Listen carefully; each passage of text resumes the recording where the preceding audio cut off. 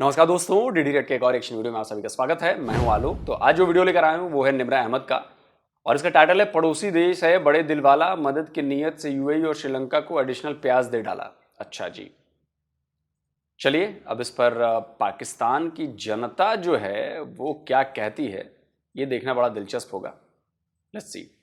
Recently request भी की थी कि हमें चाहिए और अर्जेंटली चाहिए हमें इंडियन प्याज। भारत ने इस पर अमल दरामद किया और एडिशनल कोटा यूएई की जानिब तकरीबन 10,000 मैट्रिक टन का भेज दिया गया है। बढ़ते हैं अवाम की जानिब इस खबर के बारे में बताते हैं। जब भारत ने चावल की एक्सपोर्ट को बैन किया तो दुनिया ने रिक्वेस्ट की कि हमें चावल चाहिए। फिर जब अनियन की एक्सपोर्ट को बैन किया गया उस पर भी दुनिया ने बोला कि हमें चाहिए। रिसेंटली यूएई की खबर सामने आ रही थी कि उन्होंने बोला अर्जेंटली हमें डिलीवर कर दिए जाए, हमें भेज दिए जाए और भेज भी दिए गए। बढ़ते हैं अवाम की जानिब इस खबर को लेकर। अगर एग्रीकल्चर सेक्टर की बात करते हैं तो क्या कहेगी अवाम कि हमारे पड़ोसी मुल्क का एग्रीकल्चर का सेक्टर इतना ज़्यादा कामयाब कैसे जा रहा है, क्या वजह है जो दुनिया उनके एग्रीकल्चर सेक्टर को एडमायर भी कर रही है और उनके प्रोडक्ट्स को भी मांग रही है।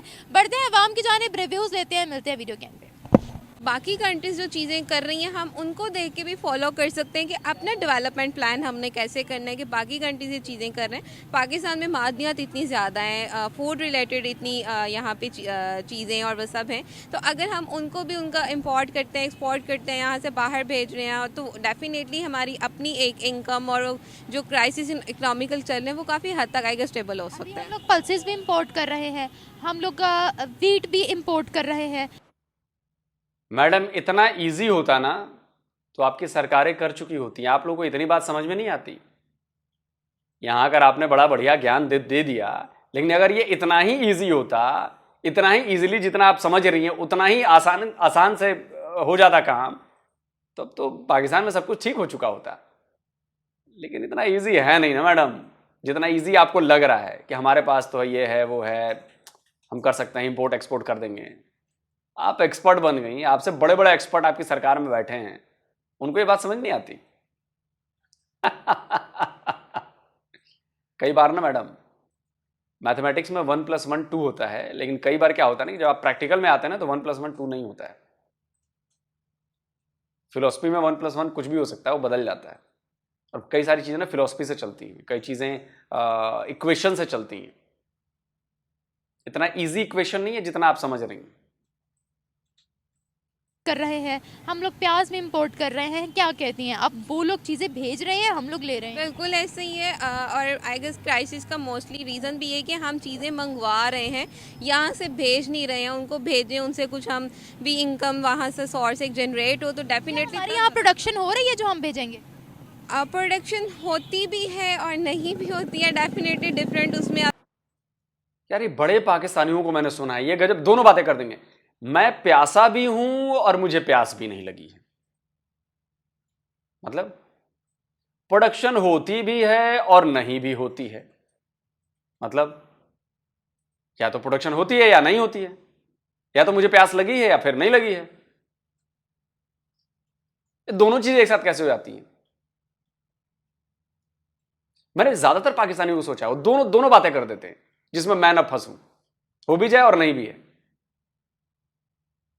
उसमें एस्पेक्ट्स पे आ जाते हैं, होती है, लेकिन वो कहीं ना कहीं किसी ना किसी लेवल पे फिर डिफरेंट इश्यूज आ जाते हैं और वो बाहर जहाँ एक्चुअल में ज़रूरत है वहाँ तक चीज़ें नहीं पहुँच पाती हैं। तो वो एक्चुअली में फिर प्रॉब्लम डेफिनेटली क्रिएट करती है। एग्रीकल्चर का सेक्टर हमारा कहाँ है ये बताएं। एग्रीकल्चर आई गेस कि इस टाइम बहुत ही वो लो पे है। मतलब हमें नहीं पता हमारी एग्रीकल्चर में क्या चीज़ें हो रही हैं, क्या डेवलपमेंट्स हो रही हैं रिसर्च पॉइंट ऑफ व्यू से और हर पॉइंट ऑफ व्यू से। We know nothing about agriculture. तो डेफिनेटली हमें एज अ यूथ भी हमें तब चीज़ें पता होंगी जब हो रही होंगी एक लेवल पे। डेफिनेटली उस लिहाज से आई गेस कि वो बहुत ही लो इस टाइम पे चल रही हैं। What about the neighbouring country India?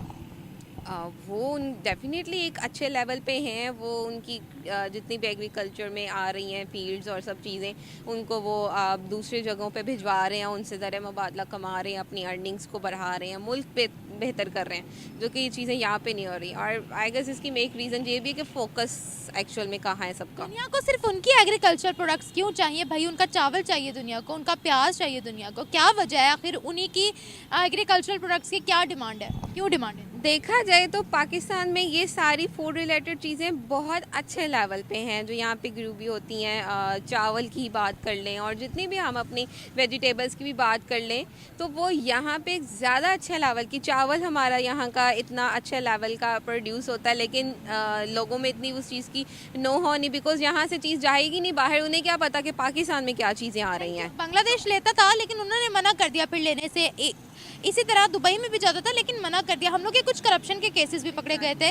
अब वो नीचे प्लास्टिक के चावल हम लोगों ने रख दिए थे। ये चीज़ें तो इनफैक्ट यहाँ पे भी हैं, आम घरों में भी हम जो पका रहे हैं उसमें भी प्लास्टिक और ये चीज़ें बड़ी कॉमन हैं। तो डेफिनेटली जब एक क्वालिटी का फोकस करेंगे, क्वांटिटी के ऊपर उसको हम प्रायोरिटी देंगे तो फिर चीज़ें तो इफेक्ट होंगी। सो मेन इशू भी यही है कि यहाँ पे सबका कंसर्न क्वांटिटी पे आ गया है ज़्यादा, कि हम ज़्यादा करें और उसमें वो मिक्सअप और करप्शन और वो चीज़ें फिर क्वालिटी इफेक्ट हो रही है। भारतीय एग्रीकल्चरल प्रोडक्ट्स की क्वालिटी ज़बरदस्त होती है, प्राइस कम होती है, इसीलिए क्या तमाम लोग चाहते हैं कि उनकी चीज़ें आए या करप्शन नहीं होती। हाँ, ऑब्वियसली आई गेस कि अगर उनकी चीज़ें बाहर लोग उसको अब्लाइज भी कर रहे हैं तो इट मीन्स कि क्वालिटी वहाँ पे है। वो लोग बेसिकली क्वालिटी पे ज़्यादा फोकस कर रहे हैं कि हम जो चीज़ दे रहे हैं उसका एक मयार हो, एक स्टैंडर्ड हो, जो यहाँ पे रहते हुए बहुत कम हो गया है। फूड रिलेटेड हम किसी भी चीज़ को देख लें, स्टैंडर्ड डे बाई डे लो से लो होता जा रहा है। Thank you so much. देखिए, जाहिर सी बात है, लोगों को पता चल जाता है अगर उनके पास सिर्फ एक ऑप्शन है खाने के लिए चावल का, तो उनको ये आइडिया नहीं होगा कि ये चावल जो मैं खा रहा हूं वो अच्छा चावल है या बुरा चावल है। ठीक है, लेकिन जब उनके पास एक भारत की तरफ से भेजा गया चावल भी मिल गया, अब उनके पास दो ऑप्शन है, एक पाकिस्तानी चावल, एक भारतीय चावल। उन्होंने खाकर देखा तो उन्हें अच्छा लगा, भारत का चावल अच्छा लगा। अब आप लाख उस पर दावा करते रहिए कि नहीं हमारा चावल बेहतर है। भैया देखिए, मैं और आप ये डिसाइड करने वाले नहीं होते कि हमारा ही चावल बेहतर है। भारतीय कहे कि मेरा चावल बेहतर है, पाकिस्तानी कहे कि मेरा चावल बेहतर है। डिसाइड वो करेगा जो खाएगा। अगर मिडिल ईस्ट में भारतीय चावल, बासमती चावल के और बाकी चावलों की बूम है, तो मिडिल ईस्ट वाले खाकर तब उन्हें लग रहा है ना कि यार कौन सा चावल उन्हें खाना चाहिए, वो भारत का चावल पसंद कर रहे हैं। तो इसका मतलब ये हुआ कि भारत का चावल बेहतर है। ये ना मेरे दावे से साबित होगा ना पाकिस्तान के दावे से साबित होगा, ये साबित होगा जो उसको खा रहा है, जो उसको यूज कर रहा है। तो अगर भारतीय चावल की डिमांड मिडिल ईस्ट में बढ़ गई है तो उसकी कोई ना कोई तो वजह होगी। सिर्फ सस्ता होना वजह नहीं हो सकती, स्वाद भी तो एक वजह है ना। खाने में अगर स्वाद ही नहीं है तो चाहे कितना भी सस्ता हो क्या फायदा है उसका, चाहे वो कितना ही महंगा हो क्या फायदा है उसका, अगर स्वाद ही नहीं है खाने में तो।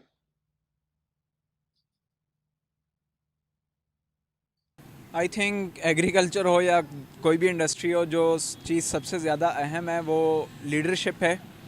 आपको लीडरशिप के मामले पर बहुत ज़्यादा गौर करने की ज़रूरत है। और जहाँ तक बात है भारत की, तो ये एक कंपैरिजन हम हमेशा से करते आए हैं और हम में से बहुत से लोग तकसीम हिंद को पर नादिम भी हैं कि अगर हम मुश्तरका हिंदुस्तान में होते तो शायद आज हम पाकिस्तान की मौजूदा हालत से कहीं ज़्यादा बेहतर होते। तो मेरे ख्याल से कि इंडिया के साथ अगर आप कंपैरिजन करते हैं तो फिर आपको ये देखना चाहिए कि उन्होंने कितना काम किया है। मैं ये नहीं कहता कि इंडिया जो है वो बिल्कुल पाक साफ़ हो गया है। इंडिया ने भले जो है वो 100 तरह की गलतियाँ की हों, लेकिन उन्होंने अपने पब्लिक सेक्टर के अंदर या अवामी लेवल के ऊपर जो है वो बहुत सारा काम किया है इकॉनमी की डेवलपमेंट के लिए। और उनके यहाँ एक मखसूस इदारे का जो वो रोल है वो भी शुरू से कम रहा है, तो हमारे यहाँ उस इदारे का रोल जो है वो एग्जिस्ट करता है। बहरहाल नाम लेने से तो कई सारे मसले हैं, हमें नहीं हैं बल्कि हर एक को हैं। तो ये एक मामला है कि सोचना पड़ेगा और एक सफ़र है जो हम सबको मिलकर तय करना है। आवाम ने तय करना है, अशराफिया ने तय करना है, जर्नलों ने तय करना है, सियासतदानों ने तय करना है, ब्यूरोक्रेसी ने तय करना है। आपको सोचना पड़ेगा बहरहाल, और एक बेहतरीन लीडर इसका हल है। दुनिया को इंडिया के एग्रीकल्चर प्रोडक्ट्स ही क्यों चाहिए? नहीं, मेरे नज़दीक ये मामला है कि कौन दुनिया को क्या चीज़ ऑफ़र कर रहा है। दुनिया उनसे खुद मांग रही है, ऑफर तो बड़ी बहुत दूर की बात है ना। क्योंकि वो दुनिया को उस रेट पर या उस रिक्वायरमेंट पर या उस क्वालिटी पर वो चीज़ प्रोवाइड करने के लिए ना सिर्फ विलिंग है बल्कि वो कैपेबल भी हैं, और दुनिया उन्हें मानती है काबिल, तो उनसे सवाल करती है। उनकी क्वालिटी अच्छी है, उनकी प्राइसेस डाउन है, क्या वजह है? क्योंकि उन्होंने इकोनॉमी की सतह पर एक पूरा सफ़र तय किया है। उन्होंने ग्राउंड लेवल पर काम किया है, उन्होंने हर सेक्टर को डेवलप किया है। उनके यहाँ जो है वो डेमोक्रेसी ने प्रिवेल किया है, उनके यहाँ कोई मार्शल लॉज नहीं लगे, उनके यहाँ हुकूमतें चलने में जो है वो कोई रुकावट नहीं आई, उनके यहाँ वज़ीर-ए-आज़म अपना टर्म पूरी करता है, हमारे यहाँ नहीं पूरी करता, तो ये एक वजह है। मिसाल के तौर पर एक वज़ीर-ए-आज़म जाता है तो आपका मुल्क 70 साल पीछे चला जाता है मेरे नज़दीक, क्योंकि 70 सालों में पाकिस्तान ने कोई वज़ीर-ए-आज़म पूरा नहीं किया जो 5 साल जिसने लगाए हों। एग्रीकल्चर की बात करते हैं, क्या बोलेंगे उनमें और हम में एग्रीकल्चरल सेक्टर में क्या डिफरेंसेस आपको दिखते हैं? फ़र्क कई ज़्यादा है। उनका एग्रीकल्चर लैंड बहुत ज़्यादा है, उनके यहाँ मतलब जो ज़रई ज़मीन है वो बहुत ज़्यादा है, उनके यहाँ दरिया जो हैं वो सबसे ज़्यादा भी हैं, और ना सिर्फ ये कि बल्कि उनके दरिया अपने, उनके जितने दरिया हैं वो उनकी अपनी ज़मीन से गुज़र कर बाकी ममालिक में जाते हैं। मिसाल के तौर पर बे ऑफ बंगाल में जो दरिया जाते हैं तो बांग्लादेश से अगर जाते हैं तो वो भी इंडिया के रास्ते होकर जाते हैं, और पाकिस्तान में अगर बहीरे अरब में आकर कोई दरिया गिरता है तो वो इंडिया के रास्ते होकर आता है। तो ये एक प्रिविलेज है उनके पास, ये भी एक वजह है। और इसके अलावा ये कि उनके यहाँ ज़री इस्तिलाहात जो हैं वो प्रॉपर हुई हैं। हमने ज़री इस्तिलाहात को भी अपने ज़ाती मफाद के लिए इस्तेमाल किया, तो ये चंद वजूहात हैं। फार्मर्स को क्या फैसिलिटीज़ हैं जो आज उनकी प्रोडक्शन भी ज़्यादा हो रही है, फार्मर्स खुशहाल है? पाकिस्तान की बात करते हैं तो इधर क्या चक्कर है? देखें, फार्मर ना वहाँ खुशहाल है और ना यहाँ खुशहाल है, लेकिन ये है कि फार्मर्स के लिए बहुत सारी स्कीम्स हैं, अभी 10 स्कीम्स तो रिसेंटली लॉन्च हुई हैं। देखिए वहाँ पर फार्मर्स के लिए बिजली के यूनिट भी फ्री हैं, ठीक है। उसके अलावा बात करें तो पानी में भी उनको सहूलतें हैं, उनके लिए खादें भी सस्ती हैं। देखें, वो तो आपकी करेंसी जो है वो उस हिसाब से बहुत ज़्यादा मतलब हमारी डाउन चल रही है, तो ये एक वजह है। लेकिन ये कि जहाँ तक वहाँ के करेंसी का पॉलिसी से क्या मतलब है? करेंसी का पॉलिसी से कोई मतलब नहीं है। हमारे यहाँ पॉलिसी है किसान फसल बीमा की, कि अगर आपकी फसल खराब हो जाती है तो उसका एक मुआवजा मिलता है। हमारे यहाँ एक सुविधा है कम कीमत पर सब्सिडी देकर खाद देने की। उसमें करेंसी से क्या मतलब है? हमें सब्सिडी देनी है, सस्ती दरों पर बिजली मिलती है, पानी मिलता है। अभी हमने हेल्थ सॉइल हेल्थ पर काम करना शुरू किया है साइंटिफिक तरीके से, कि जो ज़मीन है, जो धरती है, उसकी हेल्थ कैसी है। अगर उसकी हेल्थ अच्छी रहेगी तो फसल जो है वो ज़्यादा पैदा होगी, पैदावार बढ़ेगी। उस पर हमने काम शुरू किया है। और भी कई सारी योजनाएं हमने शुरू की हैं। इनका करेंसी से क्या ताल्लुक है? कोई ताल्लुक नहीं करेंसी से। यह आपके विल पावर से, आपके विलिंगनेस से और आपकी पॉलिसीज पर डिपेंड करता है कि आप क्या चाहते हैं अपने किसानों के लिए। मैं ये नहीं कह रहा कि हमारे यहाँ किसान 100% खुश है, लेकिन हम कोशिश तो कर रहे हैं कि किसानों के खुश होने की बात है, तो मेरा नहीं ख्याल कि उनका मुकम्मल किसानों का तबका जो है वो खुशहाल है या वो उस पूरे मामले से खुश है, क्योंकि खालसा में या जो आपका ये सिख रीजन है पूरा, जहाँ पर सिख रहते हैं या सिखों की अक्सरियत है, वो लोग चूँकि किसान हैं तो वो लोग तो आए दिन कोई ना कोई एहतजाज और तहरीक करते रहते हैं। कनाडा में हाँ रिसेंटली वहाँ एक तहरीक चली थी किसानों की, लेकिन उस पर एक्शन भी हुआ, उस पर अमल दरामद भी हुआ। तो यही तो फ़र्क है। अगर वो खालिस्तान से जुड़ी कोई तहरीक नहीं थी। आप लोग गजब कंफ्यूज आदमी है भाई। अगर पंजाब के किसान बैठे थे तो वो सरकार की पॉलिसीज के खिलाफ बैठे थे, ना कि खालिस्तान का झंडा लेके बैठे थे। हाँ, उसमें एक आध खालिस्तानी घुस गए थे, उसको खालिस्तानी मूवमेंट बनाने की कोशिश की जा रही थी, यह अलग बात है। सरकार ने फार्म बिल लेकर आई थी, उसके विरोध में बैठे थे वो, उसको आपने खालिस्तान से जोड़ दिया। समझ ही नहीं है पाकिस्तानियों में भाई, समझ ही नहीं है। गोबर भरा हुआ है यार आप लोगों के अंदर, कसम से यार। फार्म बिल के खिलाफ पंजाब के किसान बैठे तो वो खालिस्तानी मूवमेंट हो गई।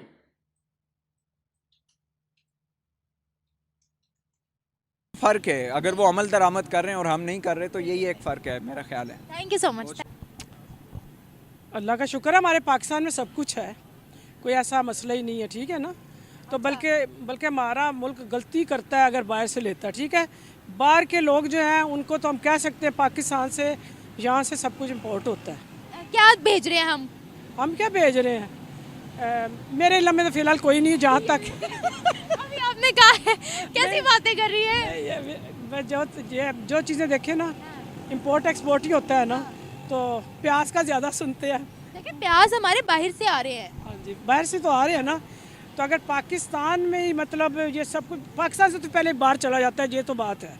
पाकिस्तान वाले ना भेजें तो यहाँ पर 10 रुपए किलो चीज़ें बिकती हों। बात पता क्या है, हमारी प्रोडक्शन ना डिस्टर्ब हुई हुई है, फार्मर्स को हम लोग प्रॉपर फैसिलिटीज़ नहीं दे पा रहे हैं, उसीलिए हमारी जो फसलें वगैरह हैं वो सारी ख़राब हुई हुई हैं, वो सारी डिस्टर्ब हुई हुई हैं। खराब तो ये भी है ना, क्योंकि फ्लड आ जाते हैं, फिर बारिशें आ जाती हैं, तो बस यही है। और बाकी तो बेचारे जो हुक्मरान हैं, हमें तो देखें किसी से दुश्मनी नहीं है, ना मरीम नवाज से है, ना इमरान खान से। हम आवाम को तो ऐसे ही होना चाहिए ना।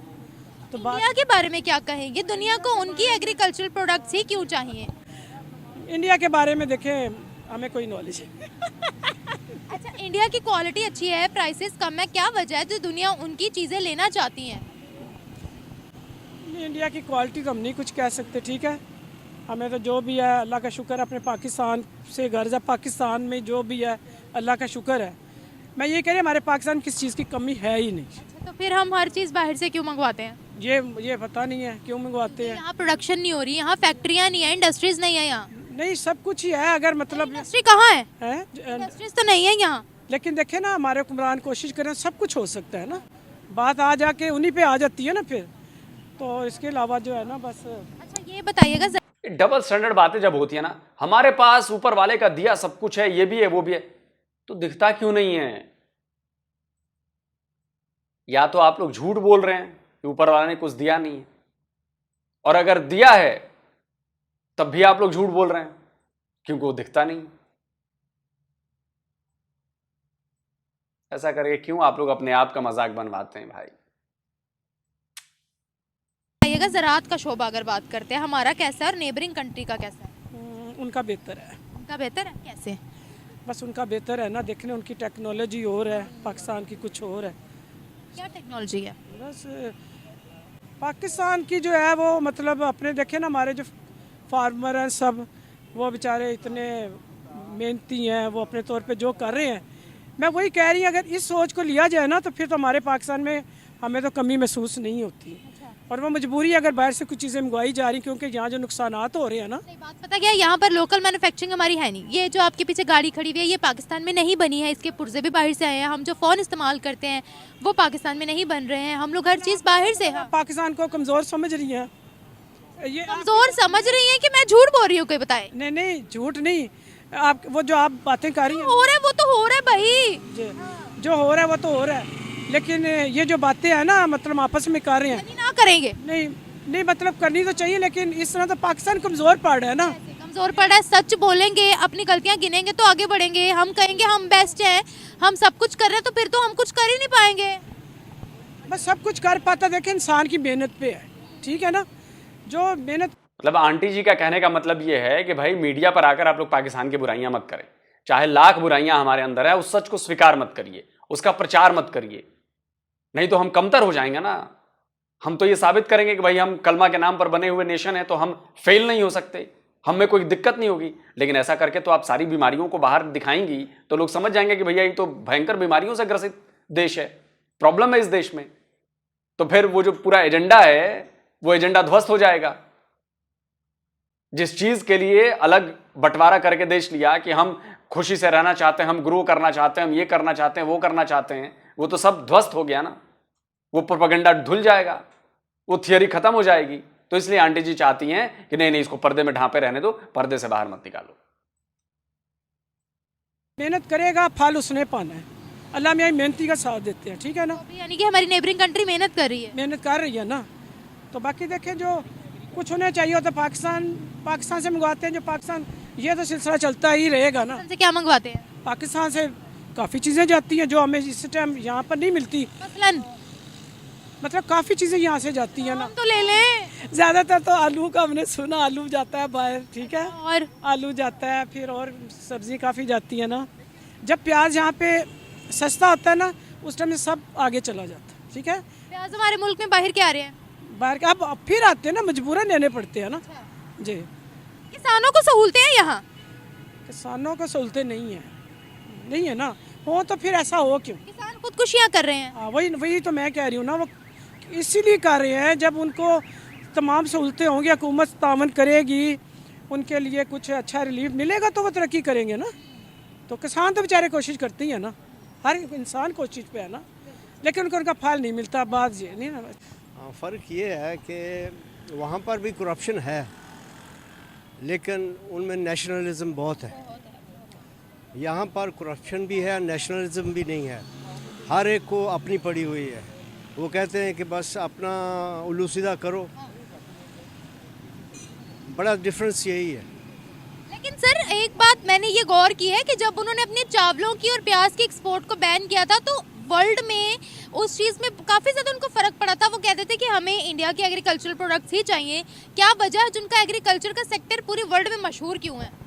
क्या इंडिया का? हाँ जी, देखें, बेसिकली पाकिस्तान भी एग्रीकल्चर में उसी लेवल पर था। इनका कैनाल सिस्टम जो था इंडिया से भी बेहतर था। जब इंडिपेंडेंस मिला है ना, तो ये जो इरिगेशन सिस्टम है बहुत अच्छा था।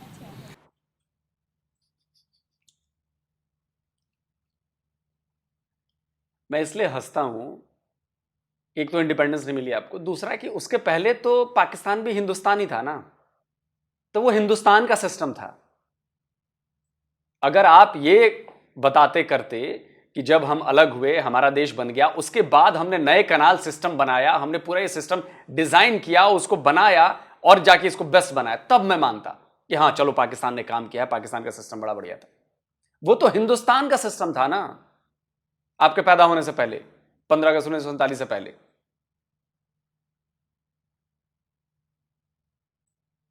अंग्रेजों ने उधर भी बनाया, उधर भी बनाया, पूरा इलाका एक था, तो एक ही जैसा सिस्टम था। लेकिन चूंकि हमें आपको नीचा दिखाना है, इसलिए आप कहेंगे नहीं हमारा बढ़िया था, उधर तो हिंदुस्तान से भी बढ़िया था। कमाल है यार। तो लेकिन बाद में बस आहिस्ता आहिस्ता इन्होंने कुछ तवज्जो नहीं दी। वही अपना सेल्फ इंटरेस्ट जो है, सेल्फिशनेस वही थी। और इंडस्ट्री पर भी कम, एग्रीकल्चर इंडस्ट्री पर भी और दूसरी इंडस्ट्री पर भी ज़्यादा नहीं तवज्जो दी गई। ख़ासकर ये पिछले 40 साल में तो बिल्कुल नहीं। ट्रेडिंग पर ज़्यादा काम हुआ है। हाँ जी। आपको क्या लगता है? मुझे तो यही लगता है कि किसान बेचारा मेहनत करता रहता है, लेकिन फ़ायदा कोई और ले जाता है। अरे किसान जो है वो खुदकुशियां कर रहे हैं। हमारी खुद की अपनी ज़मीनें भी हैं, लेकिन मैं देखती हूँ कि किसान इतनी मेहनत करता है, मट्टी के साथ मट्टी होता है, लेकिन फ़ायदा उसको कुछ नहीं होता। अब देख, हाँ जी, यहाँ पर एक बड़ी रेवोल्यूशन की ज़रूरत है कि सारा सिस्टम चेंज होने की ज़रूरत है। लोगों का रवैया तो तब्दील हो जाएगा, आहिस्ता आहिस्ता उनको समझ आ गई है कि प्रॉब्लम कहाँ पर है। तो लेकिन उसको ठीक करने में हम बहुत पीछे चले गए हैं। 60-70 साल पीछे चले। गंदम तो अभी हम इंपोर्ट कर रहे हैं, प्याज भी हमारा बाहर से आ रहा है। एक वक्त था हम कहते थे पाकिस्तान एग्रीकल्चरल कंट्री है, ज़राई मुल्क है, अब हम वो भी नहीं कह सकते। नहीं कह सकते, क्योंकि यहाँ का किसान की प्रोटेक्शन नहीं है। नहीं है, हाँ। बाहर से मंगवा लेते हैं, उसको मार देते हैं। सर खादों की कीमतें बहुत ज़्यादा है, स्प्रे ब्लैक में मिल रहे हैं और कोई सहूलतें ही नहीं है, तो फिर क्या करेंगे बेचारे किसान? नहीं, सब्सिडीज तो ज़रूरी है, किसान के लिए सब्सिडी ज़रूरी है। हाँ, वो नहीं है। चलिए वीडियो ख़त्म करते हैं। टॉपिक ये था कि भाई भारत ने मदद की है, जहाँ पर एक्सपोर्ट बैन हमने लगाया था, ये बात सही है, ओनियन पे एक्सपोर्ट बैन था, चावल पे। लेकिन जिन लोगों की मदद की ज़रूरत है और जो हमारे दोस्त मुल्क हैं, मित्र हैं, हमारे फ्रेंडली कंट्रीज़ हैं जो हमारी, हमने उनके लिए बैन को हटा दिया, हमने वहाँ पर भिजवाया है। और बिल्कुल ये ऐसा करना चाहिए। देखिए, अगर अनियन के एक्सपोर्ट पे, प्याज के एक्सपोर्ट पे बैन लगा था तो इसलिए लगा था कि हमारे यहाँ कीमतें बढ़ रही थी, इसलिए बैन लगाया गया कि भाई हमारी सबसे पहली ज़रूरत तो, पहली जिम्मेदारी तो हमारे लोगों की है ना, हमारे देश के लोगों की है ना। हमारे देश के लोगों के पास खाना नहीं रहेगा और हम बाहर भेज दें, ऐसा तो हो नहीं सकता।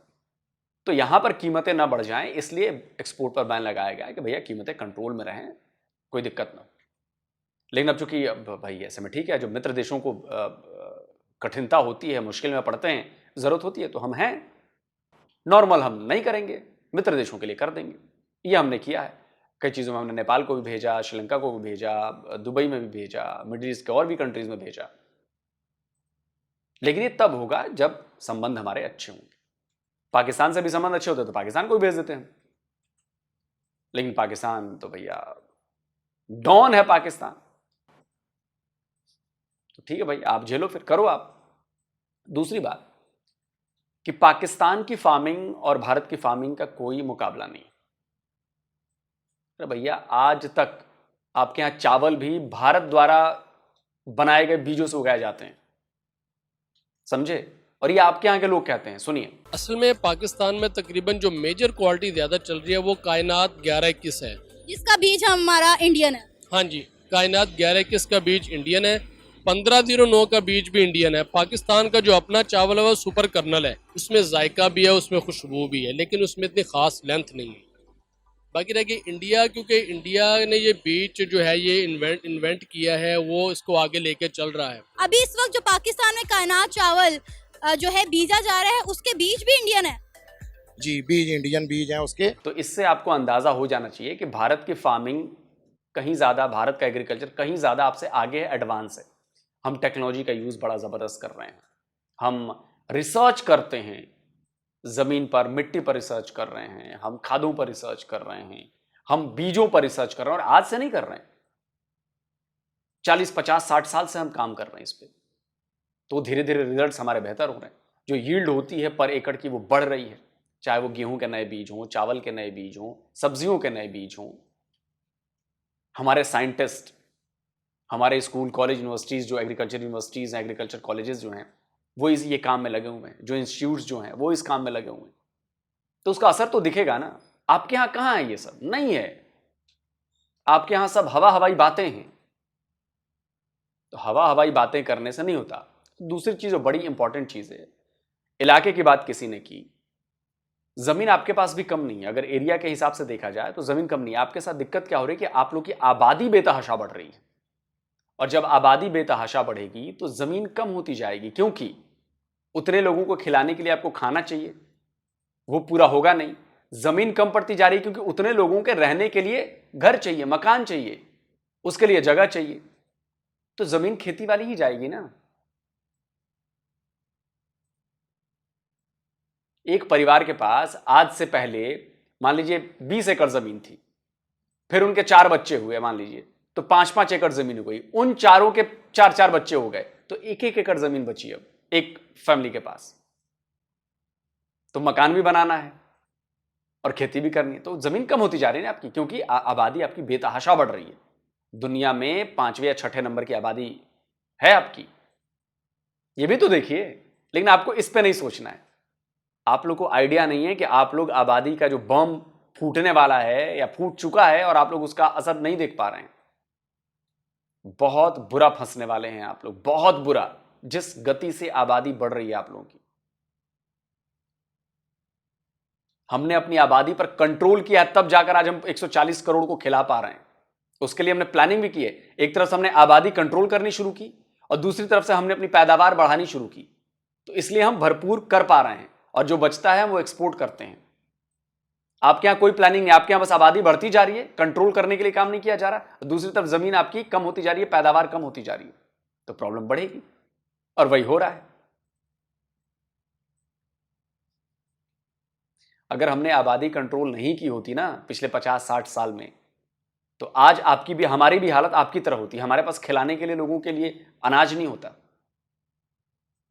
अगर हमने छोड़ दिया होता आबादी जिस लिहाज से बढ़ती तो। लेकिन खैर, समझ की बात है। आप बताएं कमेंट करके। जल्दी मिलता हूं एक और नए वीडियो के साथ। नमस्कार, जय हिंद।